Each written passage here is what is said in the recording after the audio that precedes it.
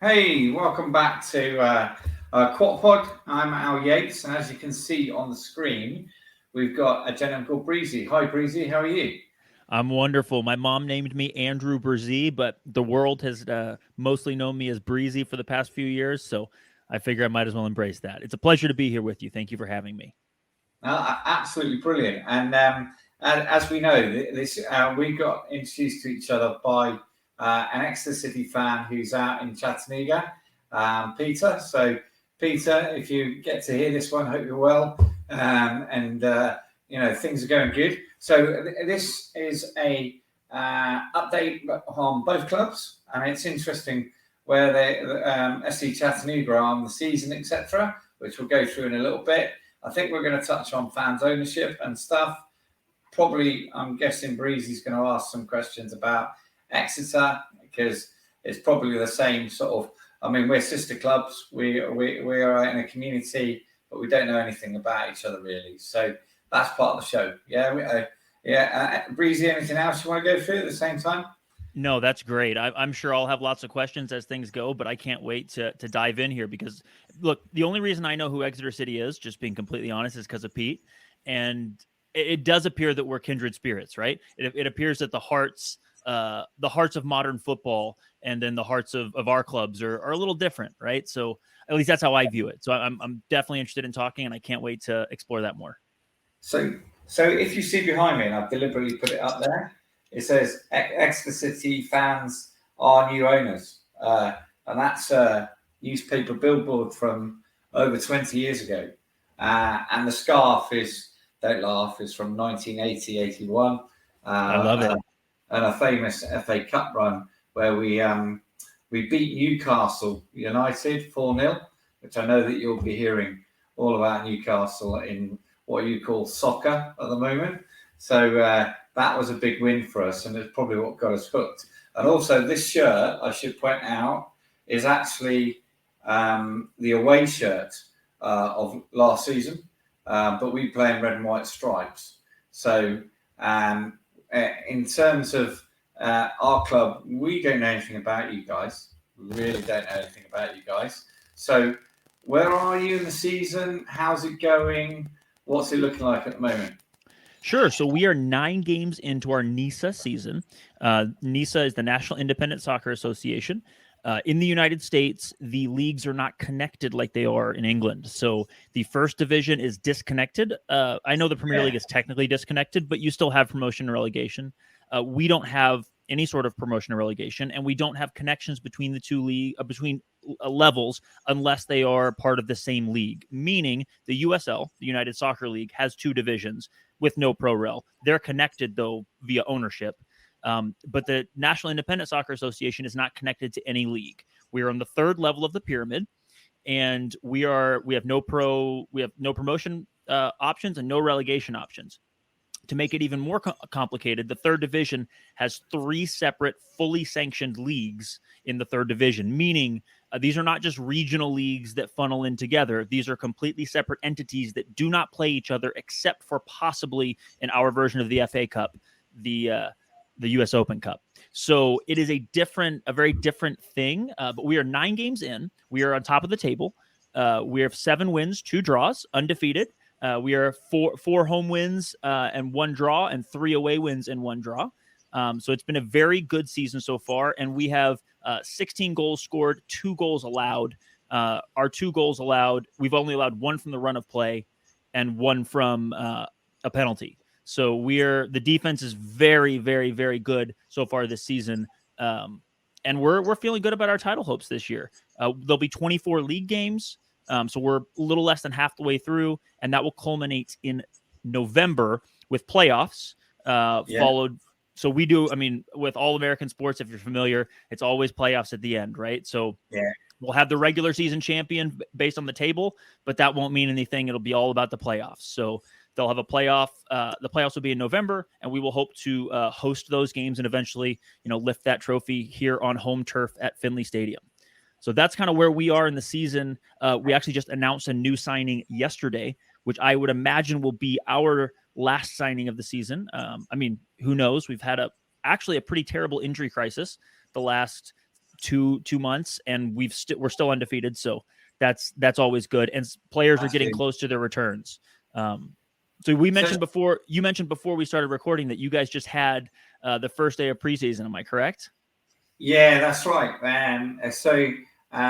We are in, if you can call it summer, we just had the longest day, haven't we? So we're actually in the middle of a heat wave for England in terms of it's got up to 25 degrees Celsius, 30. So it's getting quite warm, but it's our 30 is hot. I lived in Italy for 2 years, and so my Celsius is good enough to know 30 is quite warm, especially for England. Yeah, it's very warm for England. So all the players have been on holiday. We finished our season in May, and we had a really good season. Bit of background to us. We are a step-free club, as you call it. So we've got the Premiership, we've got the Championship, and League One. And below that, you have League Two, and then you have the Conference. Then you have the Conference North, you have the Conference South, and then below them you have multiple tiers. I can't remember how many tiers, but the pyramid is about at least 12 or 14 tiers. Now, the promotion and relegation, you can go all the way to the top. So at the moment, we got promoted the season before last that's just finished, and we finished second. We lost we should have won the championship on the last game of the season at home, but we didn't.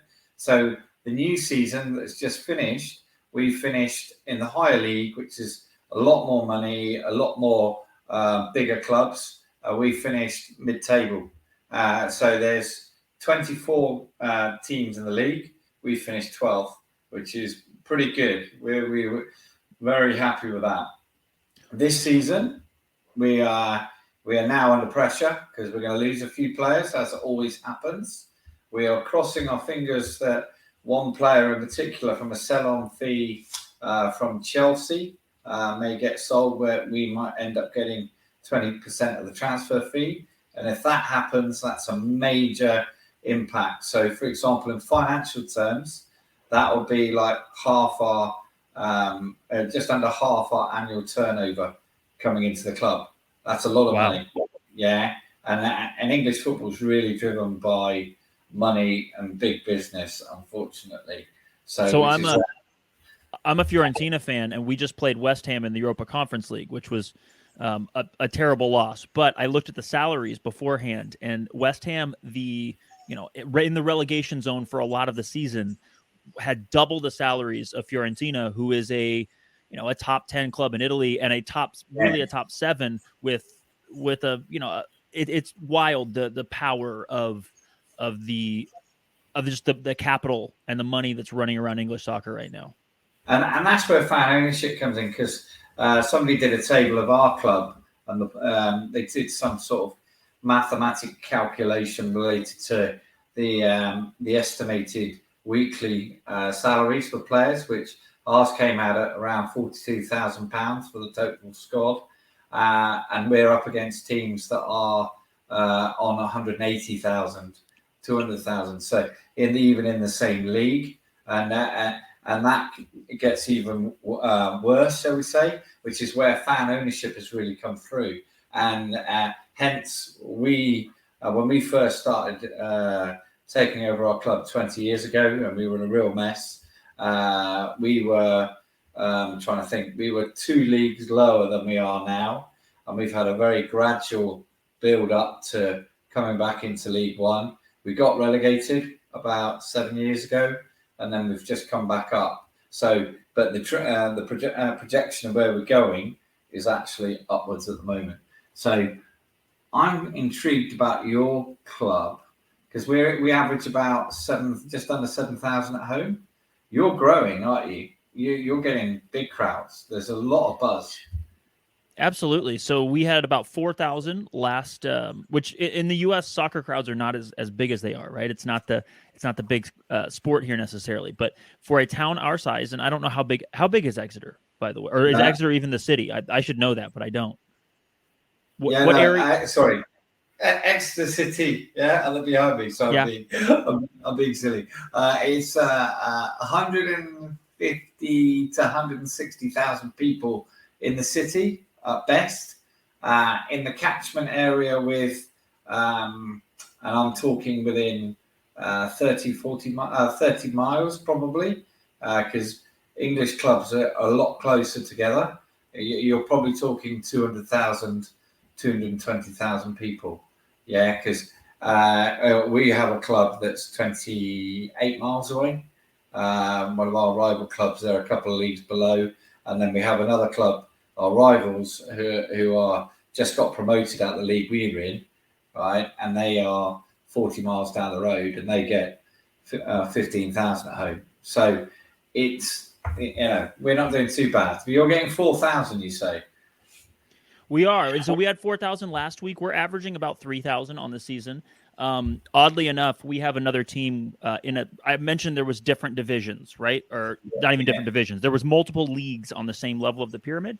There's another team in another league that was put here in a very MK Dons type of way. It was put here with bad intentions and by an owner looking to actually put us out of business. And unfortunately, since there's not promotion relegation, it's not the whoever runs their best club wins. It's whoever wants to spend money on buying a franchise. It's a really messed up model. But we have 8.4 miles from stadium to stadium, and they draw around 1,000 people a game. They're much smaller than kind of what we do. And a big part of that is we are a fan-owned club. We're not a majority fan-owned club, to be clear. But we are also a partially fan-owned club, which is unique to American soccer. There's not another team in American professional soccer, or there wasn't, rather. There is one other now, but there wasn't in American professional soccer. We were the first. We were the first to do it outside of there's one NFL team that is fan-owned, and that's it. That's not common for things. So I think you see the special connection that Chattanooga as a city has. It's not only because of the fan ownership, but it is in part demonstrated by the fan ownership. Yeah. We've always done something. We were an amateur team for 10 years, and our biggest crowd ever was 18,227. We're a very similar size to Exeter. We have 180,000, I think, in our city, and then our metro area is a little bit bigger, but it's a small town, and this is a team that really means a lot to a lot of people. And to be honest, it's something that means a lot to me because this is my social, and I'm not the only one. This is my social community, right? This is the people that if I got hit by a bus would take care of my wife. This is the people that I plan my year around with. These are the road trips that we plan together with my friends. Are my friends from CFC, the Chatahooligans, are the supporters group that surrounds Chattanooga Football Club. And it's different. The community that surrounds CFC is what makes CFC special. It's not just it's about a game, of course, right? It's about a soccer club, and that's what it starts with. But it's far and away about more than that. It's about the community, and it's in the mission statement of Chattanooga Football Club, which is to make Chattanooga better through soccer, not to take away from Chattanooga or to represent Chattanooga, which they do represent Chattanooga, but not to take away from or just represent, to give back and make Chattanooga better through soccer. And they live that mission statement every day as a club. And I think that's one of the reasons you see such a strong community that surrounds it, and something that's really, really special with those who, again, we plan our whole lives around CFC. I don't do other things on game day. I go to all the games. I've missed one away game, and this isn't about me. There's others who were the same way, but I've missed one away game all year, or two now. I guess we played a friendly last week that I missed. One league away game. We went down to a second division team in the U.S. Open Cup, down to their house in Alabama. We drove 3 hours. They played their game an hour away from home for some reason, and we had more fans than they did. We had more supporters than they did, and we were over 3 hours away from home, and they were an hour away from home.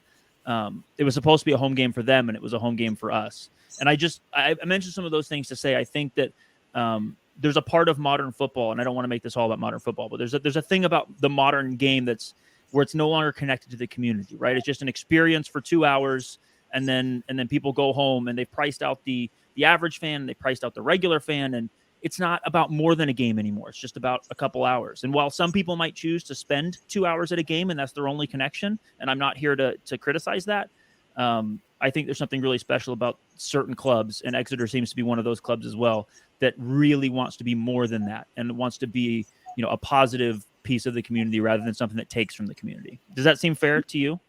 Yeah, no, that is fair. And I'm going to give a plug to our new shirt sponsor.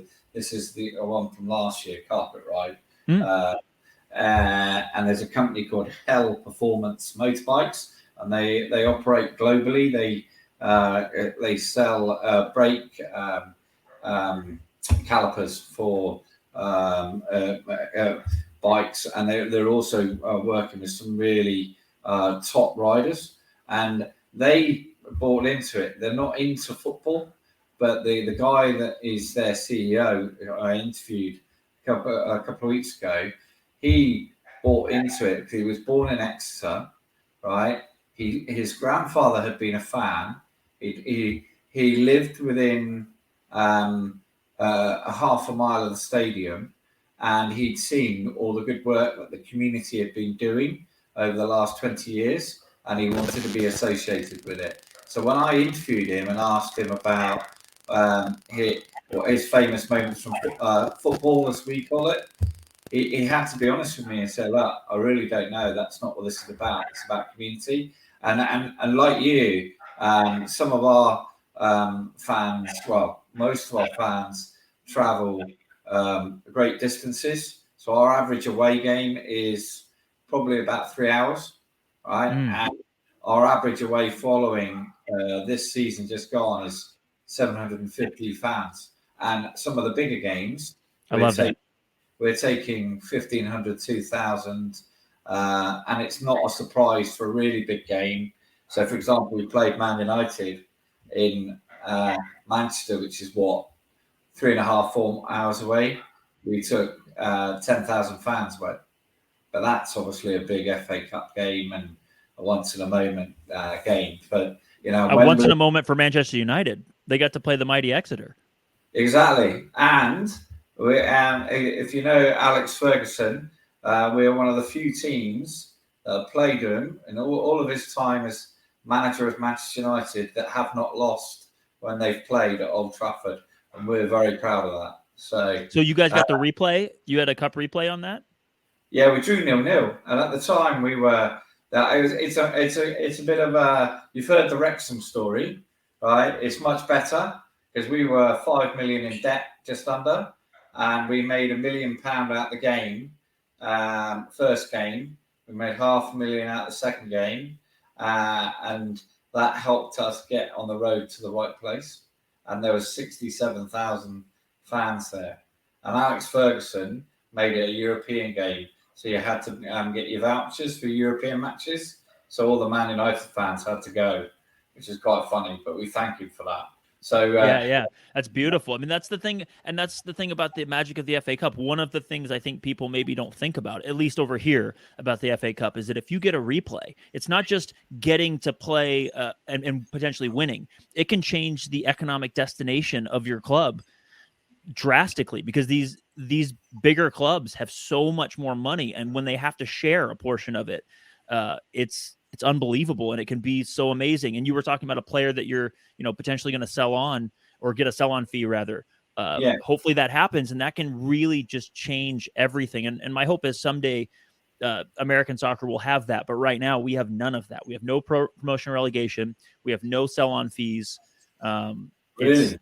Yeah. So the fan ownership was the reason we had fan ownership was several reasons, but in part because that other team that I mentioned earlier came to town and intended to put us out of business. They hired away the general manager, who you would call, the team president. They hired away the women's team president. They hired away most of the academy coaches, maybe not most, but many of the academy coaches, and then tried to buy Chattanooga Football Club. And the owners at the time, the founders, stood pat and said, no, we're not selling. This doesn't match our values. This doesn't match, what we want to do. And so they stood pat, and they did the ownership raise in part to give them a runway of money to go professional, to become a professional club. But unfortunately, it's a hard business. And so CFC is not. They have some new ownership. They have some money behind them now, behind us rather, that we didn't have before. So we're in a stable financial place, but it's really tough to make soccer or football work across the world without those transfer fees and without sending players up the ladder. And unfortunately, that's not a thing in American soccer currently. And I'm very much hoping it becomes a thing. Well, obviously you've had the World Cup in first time around was 94. Yes, right? 94. That's 94? correct. I was going to say 98, but that was France. And you're due to have it in 3 years' time, aren't you?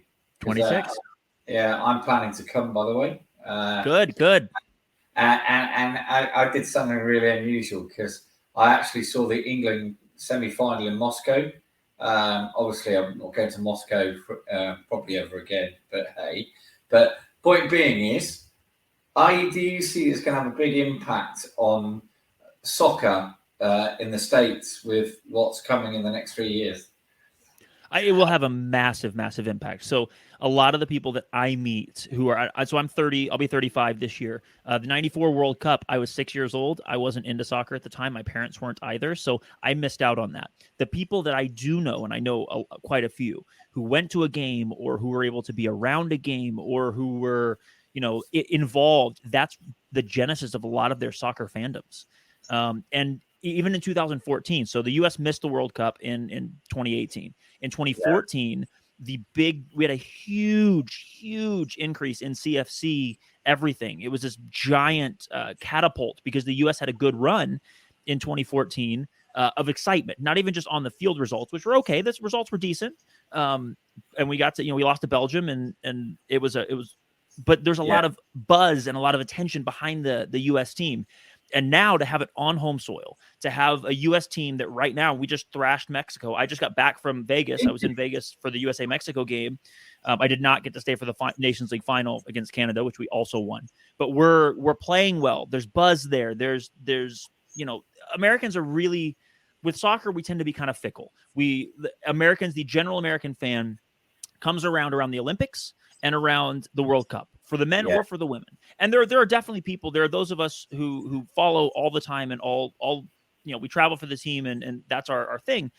But for many people, it goes from, filling a soccer stadium, which most of our soccer stadiums here for Major League Soccer, as an example, are 20 to 30,000 seats, anywhere between that. They go to filling NFL stadiums, right? They go from 20 to 30,000 seats to 60,000 seats when the national team starts playing around for a World Cup. So we'll see what happens, but I expect it will be massive for the growth of soccer in this country. I think it will be massive for Chattanooga Football Club. And I think it will be massive for every soccer team in every community with a soccer team, because it's when you get a chance to introduce soccer on the stage, on the world stage, to a lot of people who weren't paying attention. And I don't have any thoughts that magically is going to make soccer the number one sport in America, right? That's not our history and our heritage, but it will grow, it will get bigger, and we'll see a lot of changes and a lot of positive energy. And I cannot wait. I will be going to every U.S. game in 2026 and whatever other games I can get to. Chattanooga is about 2 hours from Atlanta, and they'll have games in Atlanta. It's going to be amazing. I can't wait.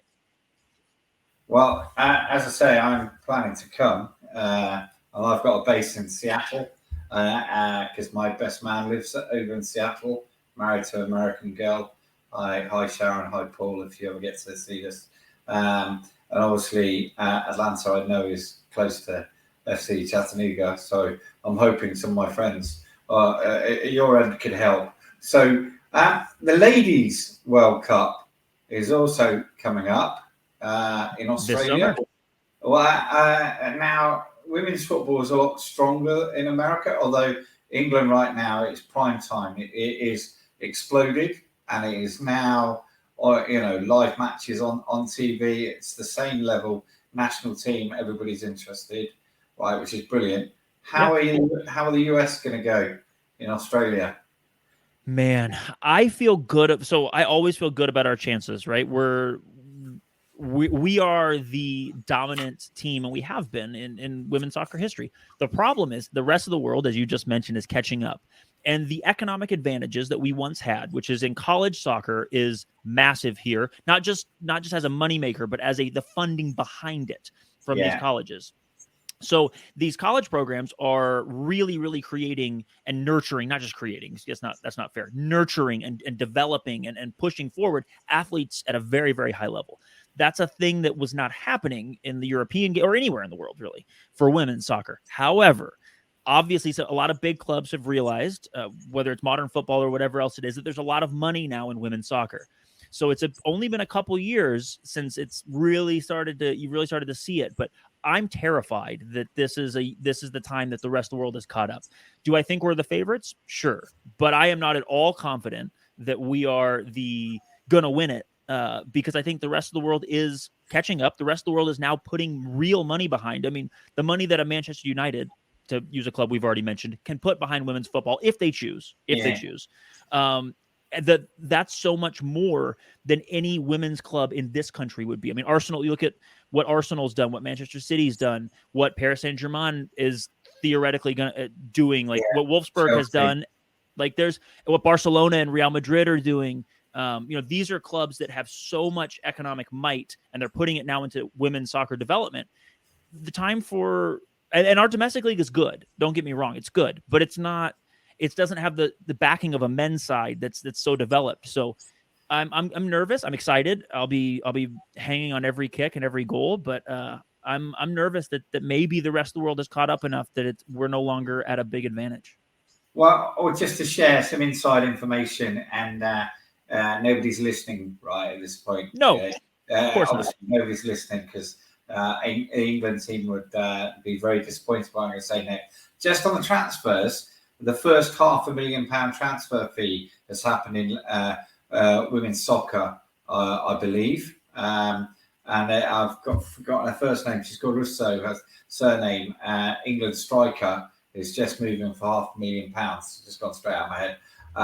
But we've just won the Euros. But the problem we have now is that there are 3 players that were in that squad have done their ACL knee injury. So we've got a bit of an injury crisis going into the World Cup. So because English people love making ourselves favourites, then losing, and then giving everybody a hard time. And a lot of people have built up the England team to basically walk the World Cup. I don't necessarily agree with that. And actually, my prediction is we're going to struggle. So we shall see. As long as they don't try to sing "It's Coming Home," football's coming home for the women too. Maybe they can leave that one in the past and not put the jinx on them. No, it's never going to happen. That'll happen all the time. It's the song, and it'll always be. And 66 was a long time ago. And I'll give you a bit of a crazy fact about England in 1966. One of the players was an Exeter City manager, and I interviewed his son because he's passed, unfortunately. I interviewed his son 4 episodes ago, and it was really brilliant talking to him. But yeah, we're crazy about 1966, but that's before my time, and I'm older than you, so we've never known winning a tournament. And you guys probably got more history than we have. For the women, we do, right? And for the wild thing is in American soccer, or in U.S. soccer rather, if you want to wear a jersey that has stars on it, you got to wear a women's jersey. So I have a 3-star women's jersey. I don't have a 4-star. I should have worn it today. But it's the men's team hasn't done anything. We are very much, we're overconfident on the women's side mostly for good reason, based on history. But if I had a World Cup for the men, I would also celebrate it, even if it were, I guess, 50 years ago now. You gotta celebrate your wins, right, and not let them be forgotten. I mean, when the English ladies won the Euros, I think there was 90,000 attendances, and they regularly get over 80,000 now for games. It is box office, and the TV has done a lot to help that, and it should be. It should be. These athletes deserve it. Like, it's not.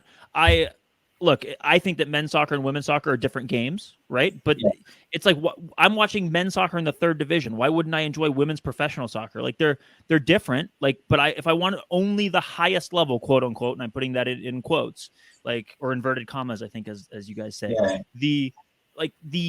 why would I, if I only wanted the highest quality soccer, quote unquote, then I would only watch the Champions League.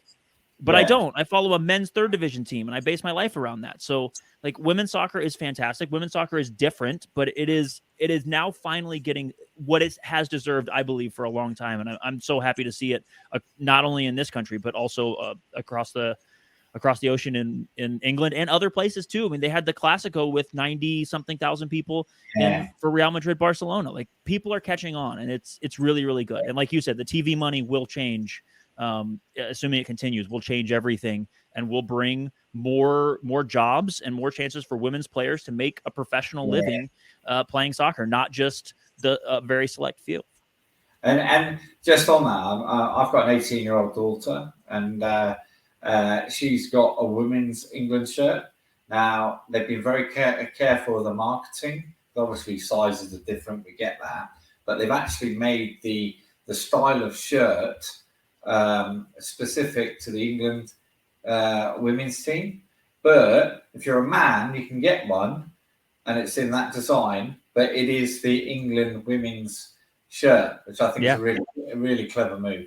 So I love it. It's good. You should be able to celebrate the women's team, and you shouldn't have to celebrate them in the same way you celebrate the men's team, right? It should be different. And getting back to sort of like Chattanooga and Exeter, you've got a women's football team, haven't you? We do. So our women's team is amateur, meaning it plays for about 2 months during the summer, and we're in the middle of that season currently. We just lost our last 2 games. We have 2 more to go. Just 2 more to go. 1 home, 1 away. So we're not, unfortunately. So amateur soccer in the U.S. is crazy, as I'm sure it is everywhere. So there's no pyramid for the women either. But we will be. Our season will finish, and only the top team. So there are 120 teams in the league. It's a nationwide league, all in the same level, the amateur women's soccer. And so the top team in our conference, in our group of 9 teams, I think it is 8 or 9, will go on to the playoffs from the other regions. So unfortunately, it would take an absolute miracle for us to be that top team now that we've lost our last 2. We were undefeated going into the last 2, but we lost our last 2. So it's been, and we've only got 2 more. So it's been a good season. It's been great to have the women's team back. We lost them for a few years, from 2018 to last year. They came back last year. Basically, when that other team came in and hired away the general manager and hired away all the people, they did not have the resources. They didn't have the resources to run both. So they've brought them back, and they're doing it right. The thing that we can say is that it's not. It's very common, as an example, for clubs in this country to name themselves Lady Something, and that's.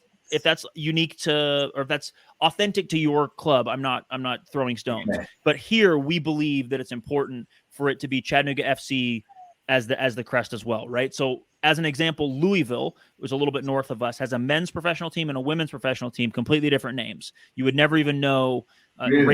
Racing Louisville and Louisville City, completely different names. They're the same club, completely different names. I believe that, in my personal belief, and the belief of Chattanooga Football Club, is that it should be the same. They should be the same. It should be 1 club, 2 teams. So Chattanooga Football Club, it's just Chattanooga FC. And then the women have a light blue crest and the men have a dark blue crest, but it's the same crest. So you know it's women's gear if it has a light blue crest. And you know it's men's gear if it has a dark blue crest.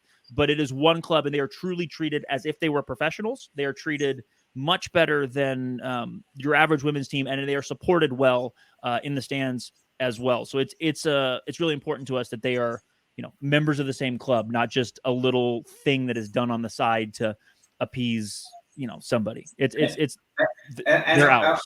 And we are similar. You can tell I'm wearing a pink shirt, for example. I love it. And the emblem is the same, right? Doesn't matter. Our women's team are treated exactly the same. In fact, one of the community things, we have a thing called the 1931 Club, which is an ode to our biggest attendance, 31 on, sorry, I get confused. 21,000.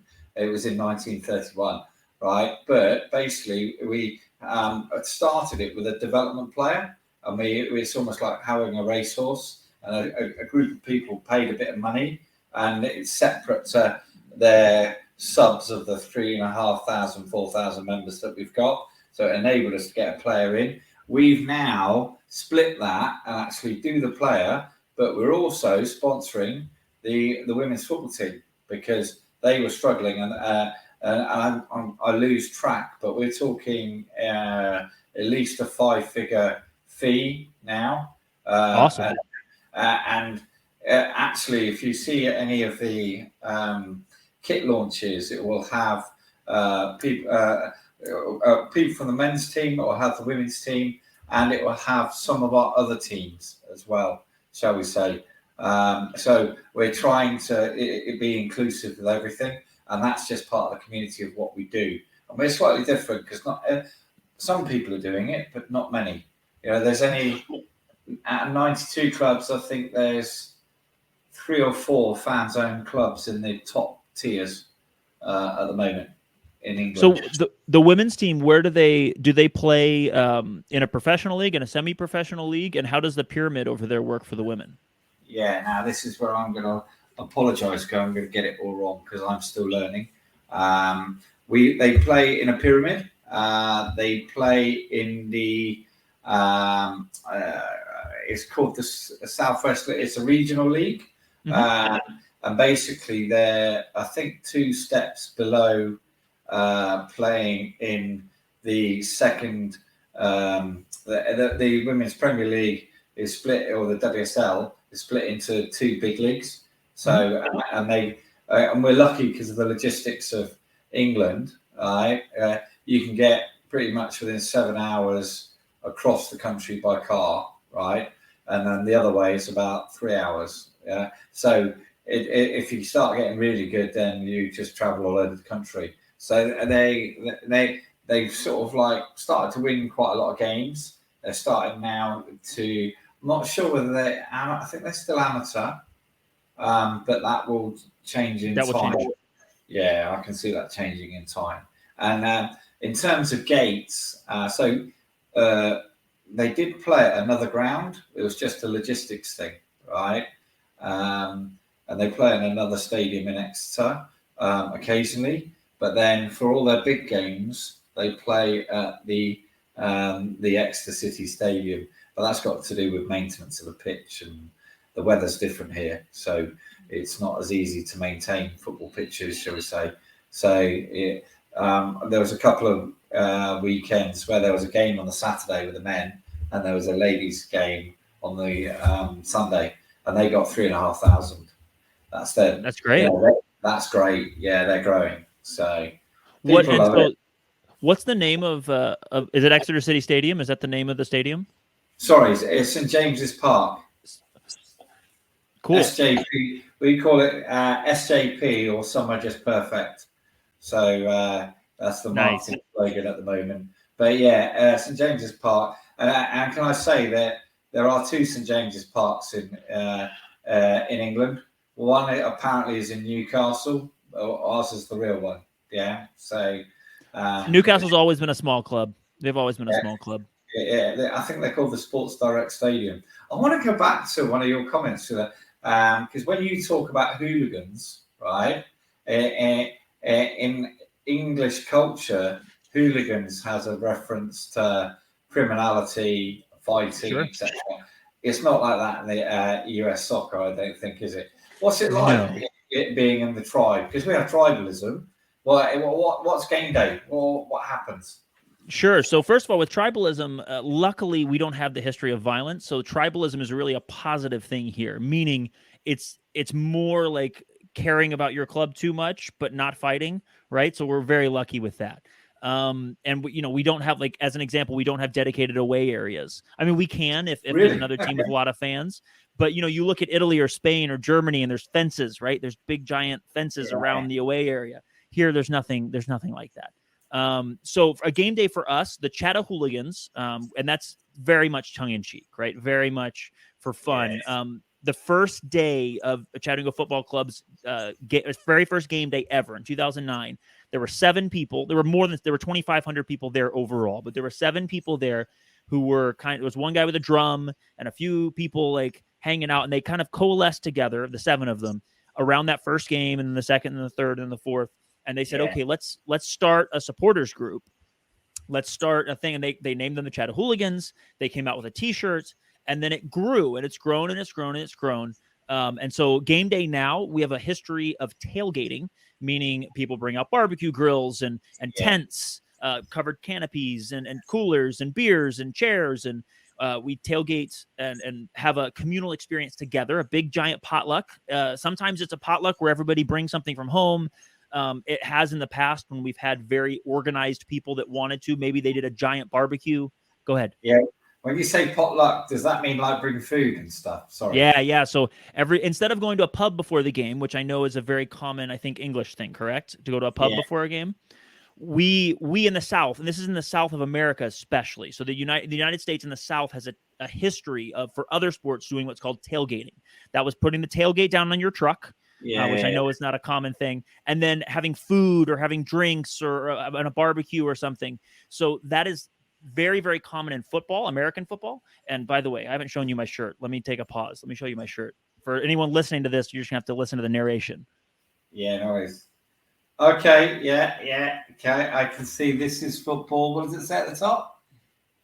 What does it say at the top? This is throw ball. This is throw ball. So I get it. Brilliant. And look, and I call it soccer, right? I've called it soccer throughout this conversation because that is the English word that the Americans have named it. But we've always had a little bit of a poke at the others who may not, whatever. So we play in a football stadium, an American football stadium in downtown Chattanooga. It's on turf, so it's on AstroTurf. And so it's good and bad, right? It's bad because it can be harder on players, but it's good because it doesn't degrade. And then outside of that stadium, right outside, there's a giant parking lot, and there's some large grassy areas right up next to the stadium. And on those grassy areas, we have sometimes used other areas, but in general, the grassy areas, we have barbecues and chairs, and people roll in with food, and it's a big party leading up to the game. And then after the game, we go with all of the players across the street to the local brewery, and all the players come and the coaches come, win or lose. We celebrate our wins together, and we mourn our losses together, the men's players or the women's players. Almost everybody shows up, and you hang out with those players, and it really is different than any other sporting event that you would go to, I think, in most places in the world, because normally you're not allowed to get near your heroes. But here you can buy the captain of Chattanooga Football Club a beer and talk to him about whatever. It's a really, really tight-knit community, and it starts with tailgating. Some people get there early in the morning. Most people roll in the afternoon, and most games for us are at 7:30 p.m. So people will start tailgating at 3 or 4 p.m. for the most part. And some people, I said, show up early, but 3 or 4 p.m., game time, we march in with flags and drums and whatnot, finish up the game, win or lose. We wrap up everything, and then we go across the street to the brewery with the players. Now, that sounds perfect, and I can understand with your climate how that would work, because we play soccer, football, not to be confused with the egg chasing, as we call it, egg chasers. Beautiful, right? Beautiful. Hand in. And our climate in the winter can be very cold, it can be very wet. There's, in the nicest way, not a chance that anybody would be motivated to be putting the tailgate down, as you call it, in between October and March. It's too cold. So, and our season doesn't even go through. I mean, it goes through November, but it's beginning of November. But our season starts in March or April and then goes until it's the whole opposite calendar. So for us, it works great, but it's very unique to the Southern United States. Like we have friends who we used to play from Michigan, and they go to a bar no matter what time it is, what time of the year it is. They go to a bar because in Michigan it's cold, and so they go to a bar and they pregame at a bar. They don't do a big tailgate, and then they go to the match, and then they go back to another bar. So it's every place is unique, and I think those are unique game day conditions or unique game day traditions. And I think that's part of what makes every club beautiful, because every club does it. Not every club, but many clubs do it a little differently. And can I just say, look, a little story for you? Please. There's a phrase around Exeter City, win or lose, we're on the booze, right? And that comes back. I talked about Newcastle United and this flag, 1980-81, right? Where when they were doing the BBC, were discussing the game, they asked the manager what's going to happen if you. And we had a great cup run. We ended up losing to Spurs, Tottenham Hotspurs in the quarterfinal, right, of the FA Cup, and they went on to win it. And they coined that phrase, and around Exeter, it's a bit of a phrase: "Win or lose, we're on the booze." So you need to probably we'll get some joint T-shirts made up. I love that. I love that. So, what is an Exeter City game day like? What is the average game day? What makes it? Besides just the game itself, what surrounds it? Right. Okay. So there's a bit for me. I'll give you. I'm a bit weird, but because I live 180 miles away from Exeter, and I did 40 games last season, home and away. So that. I'm a bit bonkers. Me too. So I now I get up a lot earlier, so I'll be on the road by 7. On the motorway system, you can be there in the winter because the tourists aren't down in the southwest because it's a very popular tourist resort. It can take you 2.5 hours, 3 hours, or it can take you 5-6 hours to get there with the traffic. So we tend to get there early. Actually, we don't have a tailgate, but there's a lot more fan zones, as they call it. Mm-hmm. Right now, Exeter's fan zone has been growing over the last 15 years. It's called Red Square, and basically you go there. There's deli foods, there's bars, there's music, and so most people try and get there by 12. On a sunny day, they'll be there at 12 o'clock drinking because there's big bars and stuff. And if you're a local in the city, you just rock up on a bus and or walk up. Do they sell beers at the stadium or no? Yeah, we sell beers at the football stadium. You're not allowed to drink in the stadium because of the historical reasons. Right. Okay. So everyone starts drinking early then at noon before they get into the stadium. Yeah, unless you're driving like me, because you have to drive home afterwards. But so the game normally always kicks off at 3 o'clock. Mm. It's not so much the same in the Premier League because of the TV. They play it all times a day. They can play at 11 o'clock in the morning, 1 o'clock, 5 o'clock, 7 o'clock. You wouldn't believe it. So we normally kick off at 3 o'clock. Game's normally over by 5 o'clock, which normally is starting to get dark, if not dark, with the climate. So by that point, most people leave the area and sort of go home. So there isn't that after party type thing.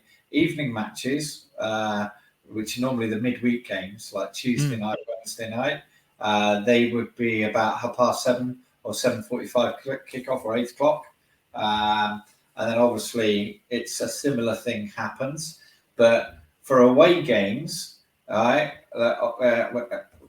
our soccer club, football clubs tend to have, like me, fans all over the country. And if you look at our fans trust, I think 35% of them don't actually, they're from Exeter, but they don't live in Exeter.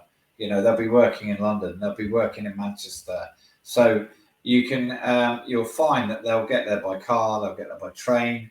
And that's where the pub culture comes in, because you obviously need a meeting point. Then you meet. So it's not unheard of for, social media to arrive. And, I've been to a ground just near where I live, a place called Northampton, where they make shoes. And it was the end of the season and we were getting promoted. So it was a year and a half ago. And there was 1,600 Exeter fans there. And there was multiple bars had been booked up and taken over. And do you have pyrotechnics and stuff? Because there's a little bit of pyro goes on outside of the grounds, but not in the grounds, because it's not, the police don't like it. So we don't. Chattanooga as a city does not allow them. There's some laws that don't allow them. So and to be honest, it's not in our culture either. So it is for many soccer supporters groups in the U.S. They do flares and smoke and all those things, but for the Chattahooligans, it never has been a tradition of ours. And so to do it would be just not us. So we also strangely enough don't do any organized cursing. So all of our chants are clever. And now anyone is free to say what they want, right? But as a group, for those leading the cheers and doing the things, and we have drums, we have a lot of times saxophones and trumpets, and it gets wild. It gets wild. There's flags and there's tifo and there's banners and there's all the things, but we don't do any organized cursing. So it tends to be as clever as possible and as creative as possible to make sure we can still absolutely ruin the day of the away team, which the away bench is right in front of our section. So we usually about 5 minutes into the game, the coach sends them to warm up, and they warm up for the entire game because they can't hear anything. Brilliant. And just so you know, with us, we also have a big drum. Our group was called the Red Legion. It's now not called the Red Legion, but not all grounds allow drums. Why is that? I've noticed that in English football, I don't see drums hardly ever. Is that just not traditional? Is it not allowed? Do you have any insight there? It's partly cultural in terms of it was seen as, I don't know, not fashionable, shall we say? But then there was culturally it changed, and so for example, Crystal Palace in the Premier League, they have the Homesdale Ultras. They call themselves Ultras, but they're not like European Ultras. They all wear black shirts, and they all just want to make atmosphere. And it's to do with the relationship. So at Exeter, for example, there's a very close bond. Everybody knows everybody. The directors know, the noisy boys and girls. So we introduced it, and we also started to take it away, as did a few other clubs. You'll find in non-league, if you look at any of the social media, it's a really big thing. And they also, so for example, we played at Wembley for a playoff game, and there's around Wembley, there's 4 big bar complexes, famous ones, and there was a march from the Torch bar up the Wembley Way, and you're talking a couple of thousand people were in that march with drums, with pyrotechnics actually coming through. So the police don't like the pyro bit, but the drums is coming back in. And it's also about that, making that calypso noise, and it's just being noisy. Exeter fans are very, very, very noisy,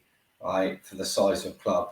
So, and you sound like you're the same, so which is another thing we have in common, Yeah, I think it, and I don't know if you feel this way, but I think there's a little bit of especially in English football, right, which we get so much on the TV here, but the bigger clubs, your Manchester Cities, your Arsenals, the atmosphere is very sterile, and I think that's, and you see that across the world too, to be fair.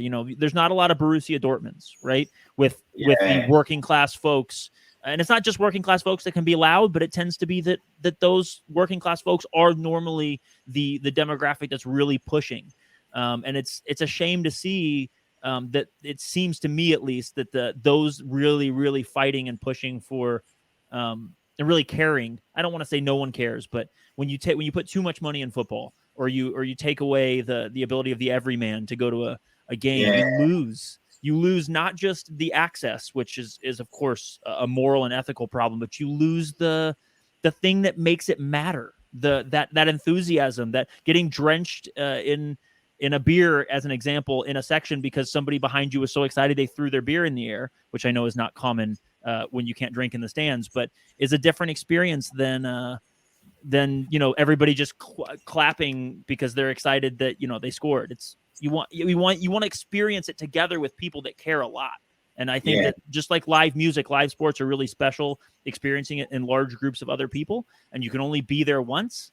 And man, when people you don't have a big group of passionate people, and there's a reason that I assume it's the same there. It might not be, but our section, the Chattahooligan section, is section 109. The sections around 109 are usually the most crowded because there's the most people that have come to join. Maybe they don't want to get in the party, but they want to be adjacent to the party. There's something really special.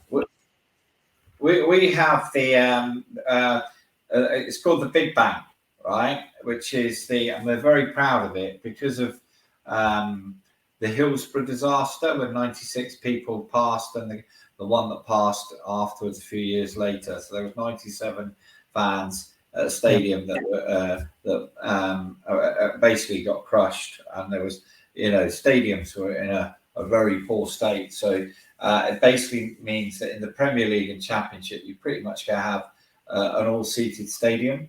We're lucky in League One and League Two. We're in League One that we only have to have a certain percentage of seats. So we've got a big bank. It holds 4,000 people, right? Which is the main noisy section. And there's a heart painted on the top of the terrace, and a covered terrace. And basically, that's where the noise is. And it's not on, for a big match day, it will be literally a wall of noise when it's a full house. It's 4,000 people. There'll be there may only be one drum, actually, but there's flags and banners, and I don't know whether you do banners, but we've got. Have you heard about the Jay Stansfield and Adam Stansfield at Exeter? No, I have not. Please. Okay. Basically, we have a shirt banner made. A sponsor made it, and it's the size also almost of, I would say, half the terrace. It's huge, sure. Right? And it's in memory of a player that passed through bowel cancer. I'm trying to think when he passed now. His son has just played for Exeter on loan, and he was at Exeter but went to the Premier League with Fulham when he was 16. And we retired the number 9 shirt because his father wore the number 9 shirt for 9 years. Sorry, 9 years out of respect. One other person wore it, and this was start of last season, kid you not, where his son came back and they showed him the number 9 shirt. He scored, how many goals did he score? I've lost track, about 15 goals. And he scored a hat-trick on the last day of the season. And basically, we have the huge banner that says Stansfield on it. And we even took it to Liverpool in the Cup at Anfield. We take it and it goes to Wembley. It goes out for big games when we go away from home. But it needs to be a huge stadium for it to go into. I'll send you a photo. That's beautiful, man. I got goosebumps, I kid you not, during that story. The idea of somebody's passing away and then their jersey being retired and then the son coming back and playing and scoring, that is stuff of movies, man. That is amazing. Yeah, it's better than Wrexham. I'll tell you that now. So I'll be honest with you. I don't understand the other than Ryan Reynolds is a very beautiful man. I don't understand the current obsession with Wrexham. It's probably because I'm getting older and I'm getting more grumpy. Like, you new kids and your Netflix thing. Like, I don't know. Everybody's very, very obviously attached here to Wrexham, but I don't know. Pick a team that doesn't involve watching a TV show about them. I know that they're making a fortune out of merchandise going to the US at the moment. And the reason I know that is because of the industry I work in, and somebody was talking to me about it at a trade fair and was telling, I won't say on camera how much, but it's phenomenal. So and the other thing is they're allowed to spend however much money they want, right? But they are ruining the wage structure of every league they play in. They're not that different than Manchester City. Now, are they going to be able to spend what Manchester City spends if they make the Premier League? Of course not.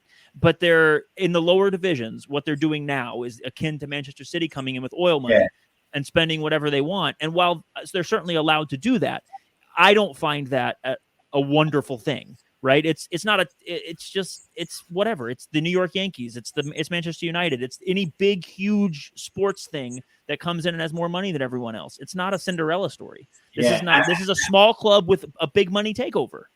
Yeah, and I'm going to be positive. I don't mind where they go with it, right? But Wrexham, I think, is smaller than Exeter, for example. Mm. Whereas Manchester has got two football clubs, and there's huge potential. And Manchester City's global potential is not there yet. I mean, I saw a kid in local town today wearing a Man City top. And I thought, oh, that's unusual.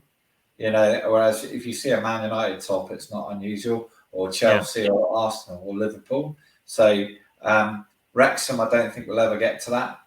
And it's a nice story. Let them have their story; it will be fine. So, how far they can go in the brutal world of football, who knows?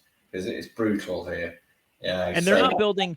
I don't. You mentioned something earlier with, and I'm going to put some words in your mouth, and you can change them if you don't feel they're fair. But it seems to me that Exeter is building sustainably, right? In a sustainable, trying to move up the ladder slowly with progress, right? But to do it in a sustainable way.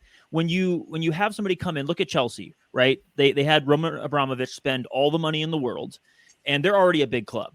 But then they need the next owner to spend all the money in the world. They're clearly not, no matter what financial fair play says, living within their means. And you see it across leagues all across the world. A lot of clubs don't build sustainably. They have a rich owner that comes in and spends a ton of money and doesn't build a base for that club. And if something happens, look at Leicester City. Unfortunately, something happened to their owner, and they're in real financial trouble. And I'm not trying to wish any ill will on anyone, but I think there's something really special and really good about a club trying to build sustainably and trying to build in a way that leaves the club for the next 100 years rather than just for the next 10. Yeah, and do you know what? That's about where we are as a club. And it sounds good that you're trying to build it in the same way, because could we play in the Premiership? Probably. I'm 52, not in my lifetime, I don't think. Could we get into the Championship? Yeah, we probably could. Are we ready for the Championship yet? No. Ground's not big enough. It only holds just under 9,000, and we're selling out a lot of games now, even for a non-fashionable team that we're playing. And after losing the last game of the season, we lost 6 games before our last game, and we sold out. And so we're never going to get into the Championship until we build a new stadium. So your team following the model we are, it's the way to be. And do you know what? We don't care, and it's easier for you because you don't get promoted and stuff. But it's harder for us because there's, like you say, there'll be somebody will come and buy Northampton Town or another football club in the league, and they'll pump £7 million into it, and they'll go into the Championship. 10 years time, what are they going to be like? So, yeah. And we definitely don't have the same thing. What we do have is I have 10 years of following Chattanooga Football Club as an amateur team. And when we used to play for 2 to 3 months a year, if it went for 3 months, it meant we made it deep in the playoffs and we had a long run. And I can tell you that it matters the same amount now that it mattered then. And if Chattanooga Football Club were playing on Sundays in a men's league, or if Chattanooga Football Club is playing in the MLS, it doesn't matter to me. It's my club. Yeah. And wherever they play, I follow. And that's not conditional and has nothing to do with where or how they're playing. It just, they're playing, so I'm there. And I think that that's something that Exeter has as well. And that's the mark of something that's more than just a fun thing to do on a game day. And do you know what? I'm conscious of time. That seems a really great point, because I agree with you. We're a similar football club, and us having a share in you guys, we're incredibly proud of that. We might be buying a share in a Greek football club between you and me coming up shortly. And we're building links with FC United in Manchester, Motherwell in Scotland. That's the way to be, and I'm going to ask you, can we follow your progress and talk? Let's talk a little bit after the World Cup, the end of your season, and just maybe in about 8 to 10 weeks, and see how you're getting on. Yeah, I would love that. And I would love that. And I'd love an update on Exeter at that point, because you'll be in the season, I would imagine, or getting close to the start of the season at that point. Yeah. We start the season on and this will be a Yatesism. I think it's about the 9th of August. and it finishes normally in May, but it was a bit weird this year. It went on forever because of the World Cup. Well, I look forward to just from this conversation. I'm even more interested, and I'm looking forward to following Exeter's progress, and I hope you have a wonderful season. And I can't wait until we chat again. Thank you so much for allowing me to be on your pod and to chat about the thing that I hold most dear in Chattanooga Football Club. And I can see that we're two of a kind in that we're both a little crazy for our football clubs. Yeah, we share similar values. Have a great one. And can I just say now, I'm going to bed. I don't blame you. Thanks for making it work on my time zone. I appreciate that. Yeah, no worries. Take care, and we'll stay in touch.